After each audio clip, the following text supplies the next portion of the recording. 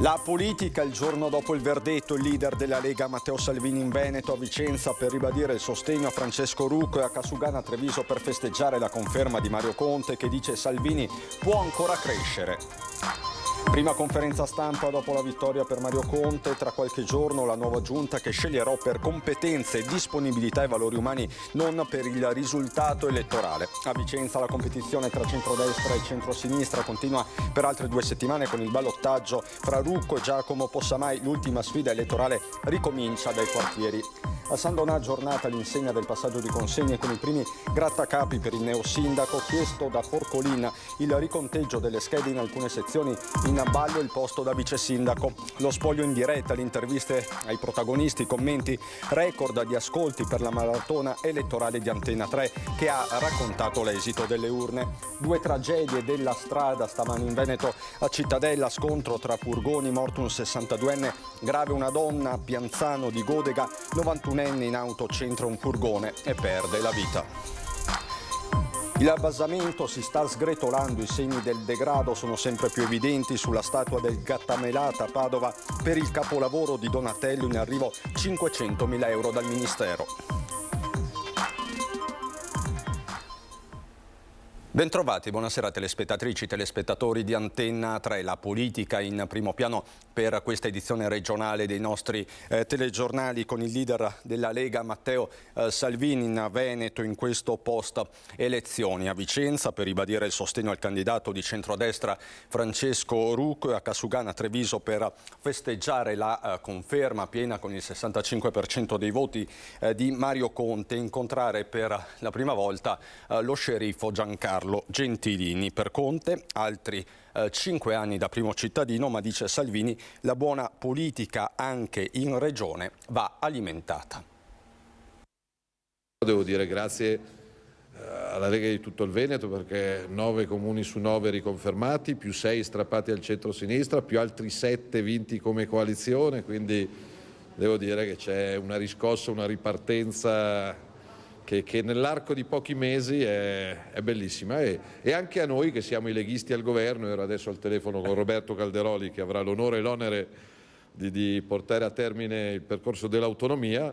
Insomma, il consenso dei trevigiani, dei vicentini, dei veronesi ci serve e ci aiuta. Cosa ti aspetta adesso da un sindaco che vince col 65%? Di fare bene quello che ha fatto per 5 anni, e quindi dal mio punto di vista tutte le infrastrutture che stiamo sbloccando in tutto il paese, anche a Treviso in Veneto, andranno avanti spedite, e poi mi aspetto che, come ha fatto in questi anni, faccia crescere una classe dirigente che sia il futuro di Treviso. La crescita di Mario Conte politica ci scommetterebbe? È una risorsa sicuramente. Si parla di un Mario Conte per il dopo Zaia. Adesso siamo al dopo Conte di Conte, quindi c'ha 5 anni davanti. Poi è chiaro che la tradizione di buon governo in regione andrà alimentata. Sulla coalizione c'è anche da dare un riconoscimento a Fratelli d'Italia per questa... Tutti saranno valorizzati per quanto i cittadini hanno scelto, e quindi penso che ci sia spazio per tutti. Così dunque poco fa il leader della Lega Salvini a Casugana con Mario Conte che aveva incontrato la stampa a mezzogiorno, poche ore prima dunque, con il governatore Luca Zaia, e ha parlato anche della giunta che verrà.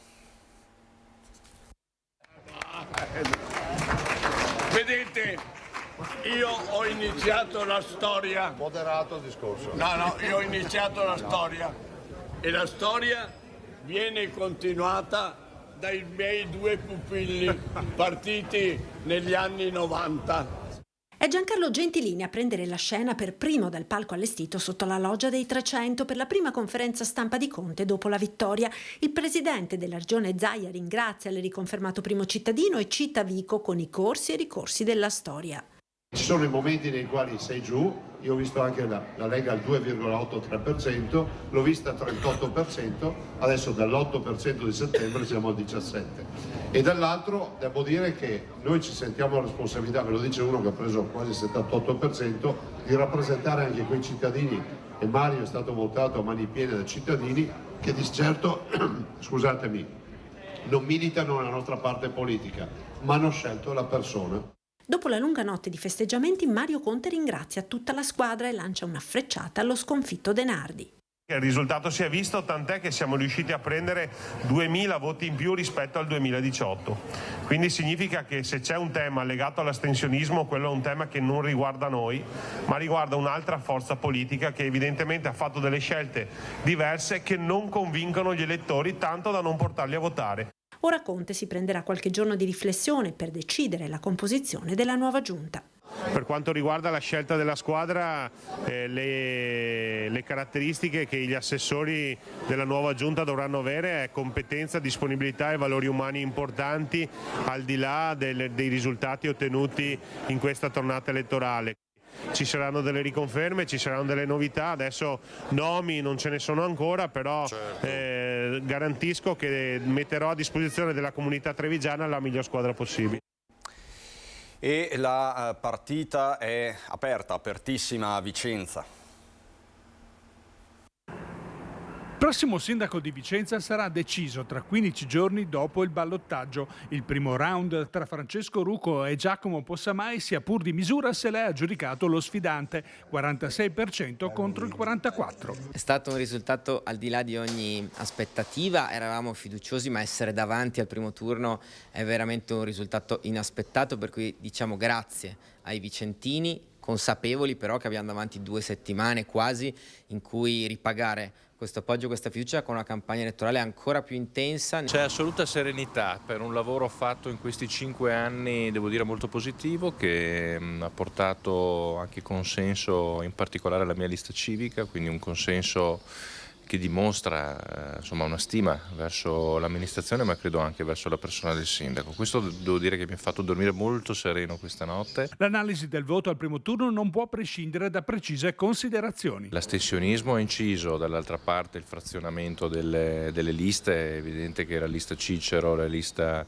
del dottor Crescioli, la lista dell'ingegner Zoppello sono liste che hanno portato via piccoli pezzi di centrodestra, che poi tra l'altro non è servito loro per entrare in consiglio, quindi domani andremo a parlare con loro, in particolare con il loro elettorato. Rucco in particolare ha invitato praticamente tutti i ministri del governo, Salvini è venuto addirittura 3 volte per dare l'idea appunto dell'impegno dei partiti nazionali in questa partita molto locale invece, perché sono le elezioni di Vicenza. Noi abbiamo fatto la scelta contraria, perché pensiamo che in questo momento i vicentini vogliono concentrarsi su Vicenza, quindi non abbiamo invitato i leader nazionali e siamo convinti che sia stata la scelta giusta. Per il ballottaggio invece i 2 candidati concordano sulla strategia da adottare. Si parte dai quartieri, si parte già in realtà da oggi, perché già oggi abbiamo ricominciato a fare banchetti e gazebo in giro per la città, domani continuiamo e fino a domenica della settimana prossima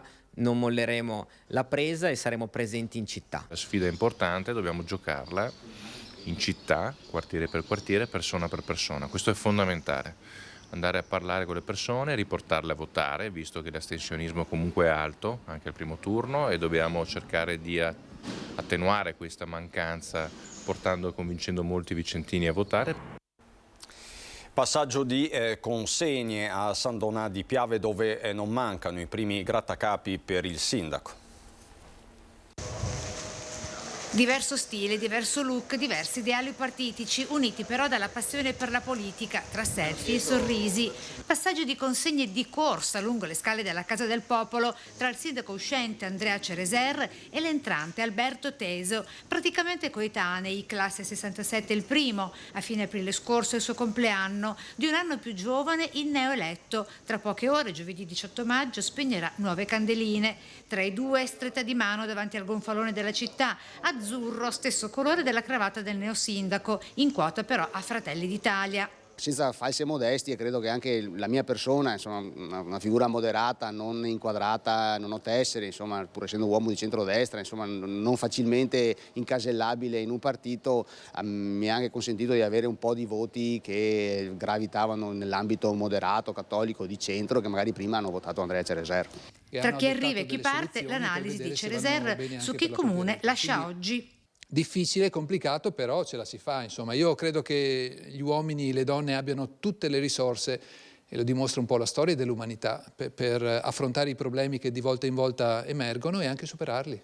E al riguardo già presenti i primi grattacapi per il sindaco teso, con Forcolin che pare abbia chiesto il riconteggio delle schede in alcune sezioni. In ballo la nomina del vice sindaco. Ex assessore ed ex vicepresidente della Regione Veneto, Forcolin, uscito dalla Lega e non ricandidato alle ultime regionali per la vicenda del bonus Covid, a queste amministrative aveva presentato una civica propria a sostegno del neosindaco, ovvero lista civica Forcolin Uniti per San Donà, ottenendo l'11,65% di preferenze con 2.117 voti contro i 2.155 voti della Lega con l'11,86% di preferenze. Un pugno di 37 voti che decidono sulla poltrona da vice sindaco. Da San Donà di Piave a Martellago.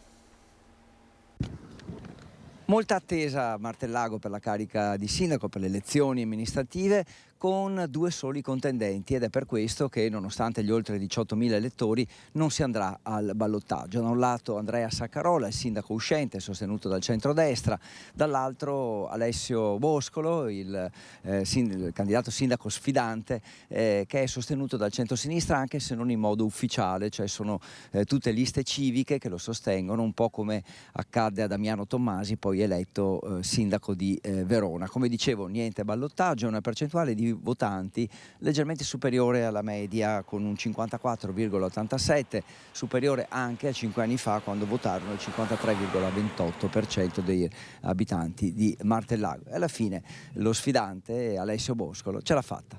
È una forte emozione, soprattutto che la notizia l'ho ricevuta da mia figlia. Non ho voluto essere insieme alla squadra nel ritrovo perché 5 anni fa mia figlia non era presente perché era piccola, e questa volta ho voluto essere a casa solo con lei finché mi ha detto che ho vinto. Un pensiero allo sfidante?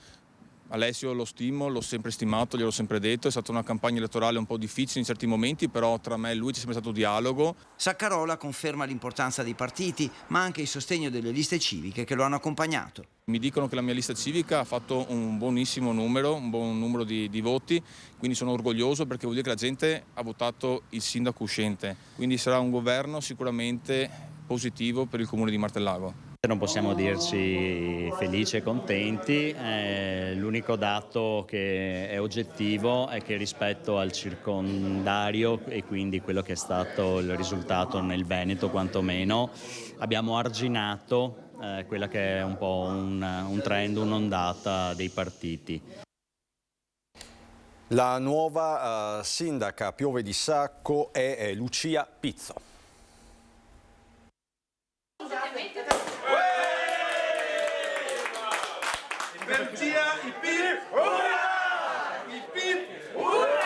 Piove di Sacco sceglie la continuità e premia la squadra guidata dalla vice sindaca Lucia Pizzo, che con il 56,32% dei consensi diventa primo cittadino del comune della Saccisica. Buon risultato della lista personale Piove Civica Lucia Pizzo sindaco, che raccoglie il 28% dei consensi. Ora il nuovo sindaco raccoglie l'eredità di Davide Gianella, che rimarrà comunque in giunta.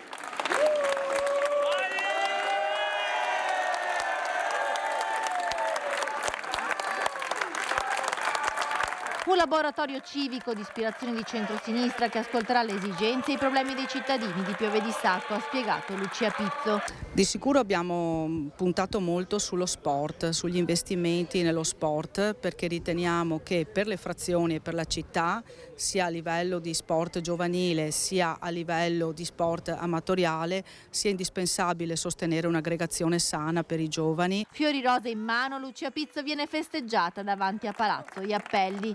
Un applauso al sindaco!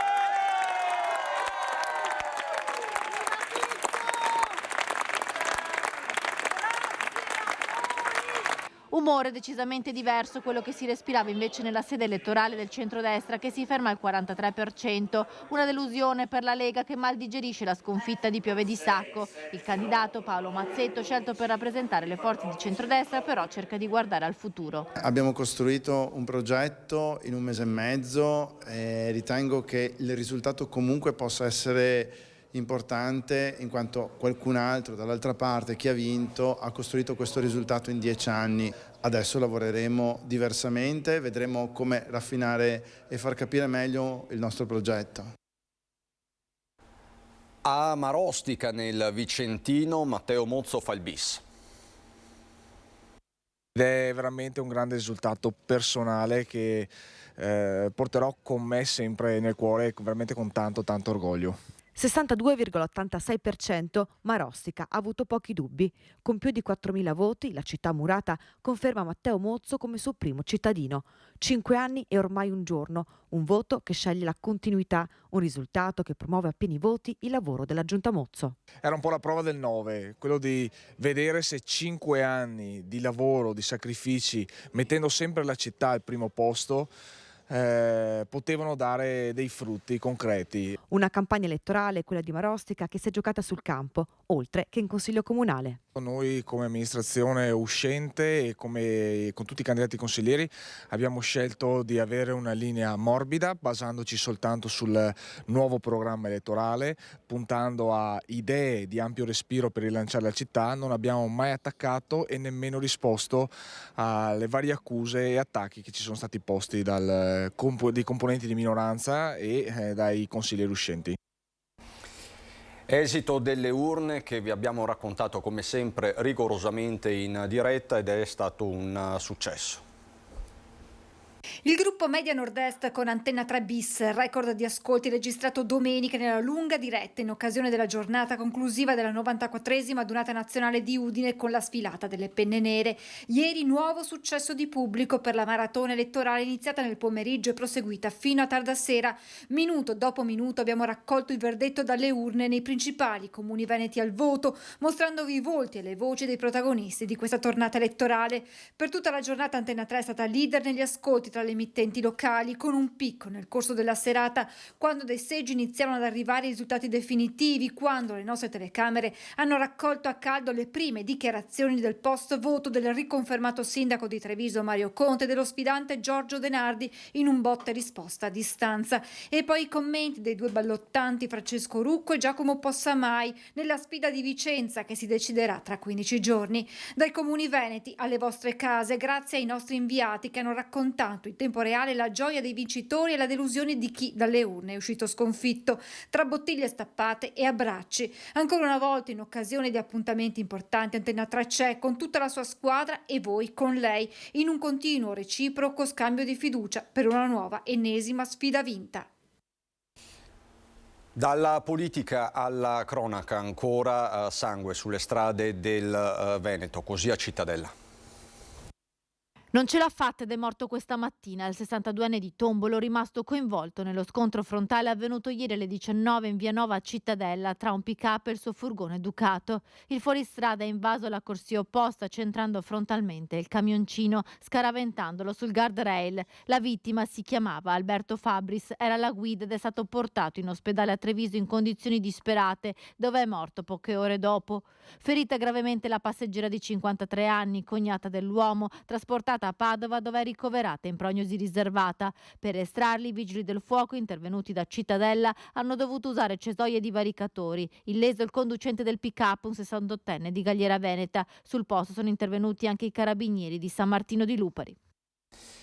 E questa mattina nel Trevigiano a Pianzano tra San Fiore e Godega di Sant'Urbano un altro scontro fatale per un uomo di 91 anni, ma vi daremo tutti i dettagli nel corso del nostro telegiornale di Treviso. Adesso per noi la pubblicità, fra poco.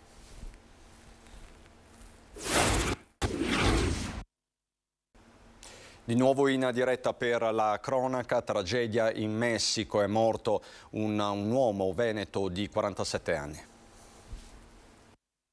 È stato trovato esanime nella sua stanza d'albergo mentre si trovava in Messico per lavoro. Luca Bottin, 47enne di Villa del Bosco di Correzzola, ma da qualche tempo residente nel Trevigiano con la famiglia, è stato ritrovato senza vita dai colleghi che, non vedendolo arrivare, sono andati a cercarlo e lo hanno trovato morto nel letto della sua stanza d'albergo. Bottin forse è deceduto per un malore che lo ha colto nel sonno. Si trovava in Messico da qualche giorno per fare visita alla filiale locale della multinazionale per cui lavora. Le pratiche per il rimpatrio della salma sono già state attivate. Nei prossimi giorni verrà fissata la data e il luogo del funerale. Voltiamo decisamente pagina, ritorniamo a parlare della statua della Gattamelata. I segni del degrado sono accentuati, in particolare il basamento che lentamente si sta sgretolando. Il secondo sopralluogo sulla statua del Gattamelata ha confermato, se mai ci fossero ancora dubbi, che il capolavoro del Donatello versa in condizioni di salute molto critiche. Nelle scorse ore c'è stata una riunione tra la commissione scientifica, la delegazione pontificia e la soprintendenza. La prima fase, quella dei rilievi, dovrebbe concludersi a giugno. Verrà emessa la diagnosi necessaria poi per avviare il restauro.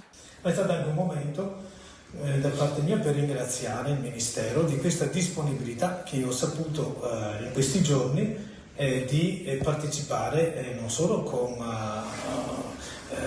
l'elemento istituzionale di tutto ciò che prevede il rapporto con la sovrintendenza e con il Ministero stesso, ma anche con l'impegno finanziario. Monsignor Fabio Dalcin, delegato pontificio, ha voluto ringraziare il Ministero per la notizia di un finanziamento di 500.000 euro annunciato dal sottosegretario alla cultura Vittorio Sgarbi, che nei mesi scorsi aveva animato la polemica esprimendosi contro l'ipotesi di spostare il monumento equestre all'interno di un museo per sostituirlo con una copia. Messe da parte le polemiche, si attende ora la diagnosi, come ha detto il sovrintendente dei beni architettonici e culturali. Effettivamente abbiamo mostrato insieme che qualcosa è a rischio, non è, soprattutto proprio nel basamento ci sono gli stacchi, ci sono elementi che sono a rischio di danno, di crollo e anche di danno a persone e cose, e quindi questo pronto intervento della delegazione è stato sicuramente salutare per fotografare lo stato di conservazione e di degrado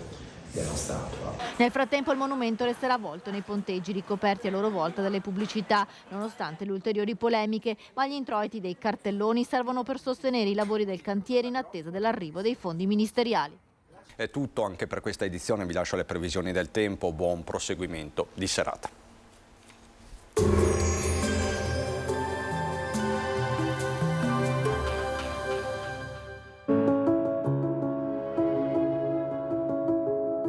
Ad accogliervi sarà Conegliano. Bentrovati al meteo. Pressione debole in questa giornata, il ciclone mediterraneo continua a condizionare il tempo sul nostro territorio. Vediamo insieme il dettaglio di mercoledì 17 maggio. Sul Veneto avremo piogge e temporali che bagneranno gran parte del territorio. Tuttavia in genere non saranno di forte intensità, fenomeni sparsi e intermittenti e dalle ore centrali anche in diradamento. Temperature in locale variazione, minime tra 11 e 13 gradi, massime invece comprese tra i 16 e i 18 gradi all'incirca. Ci spostiamo ora sul Friuli Venezia Giulia, anche in questo caso avremo precipitazioni un po' ovunque, deboli sulla costa dove soffierà bora forte con raffiche anche intorno agli 80 km/h a Trieste. Temperature minime sui 12-14 gradi, massime sui 16-18 gradi. Infine diamo uno sguardo al Trentino Alto Adige, dove non mancheranno rovesci sparsi, tuttavia saranno in esaurimento con il passare delle ore. Temperature minime intorno agli 11 gradi, massime sui 18-20 gradi all'incirca. Dal meteo è tutto, vi auguro un buon proseguimento in nostra compagnia.